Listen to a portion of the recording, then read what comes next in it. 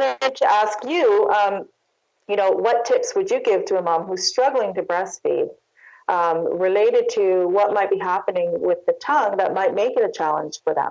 I would have the child evaluated maybe by their pediatrician and or a dentist to see if they might be tongue-tied. That's one thing. Possibly a myofunctional therapist if they're not maybe not an infant, because if the tongue is not positioned, it really ought to be plastered sort of against the roof of the mouth, maybe a quarter of an inch or so behind where the upper incisors ought to erupt, the upper front teeth. And the tongue really shouldn't come much beyond that area in terms of speaking. And watching how that tongue pattern is going. Is the tongue lifted up towards the roof of the mouth, or is it down? Is it because that's going to be something that we might call a reverse swallow. And what we see physiologically is when that tongue is not, if it's too far forward, it seems to in some ways obstruct the airway. The child's posture changes. Their airway is decreased. And they actually go into more of a mild sympathetic overtone, or let me explain this a little differently. It puts some of their cranial nerves in a position of overworking, and some of the other ones of not carrying their normal load. And the patient, that child, is always a little bit more anxious or a little bit more turned on.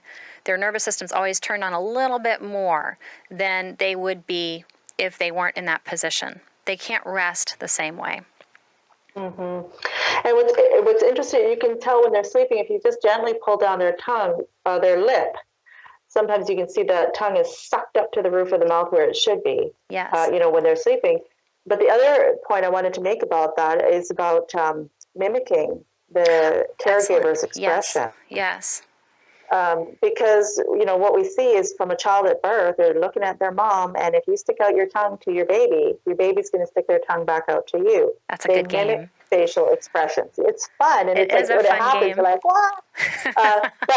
But over time, think about how much time they spend while they're in your arms watching your face, and if you're a mouth breather, they're going to copy that expression and that facial posture or oral rest posture, they call it. And so a mouth breather begets a mouth breather, So people say, oh, it's genetic.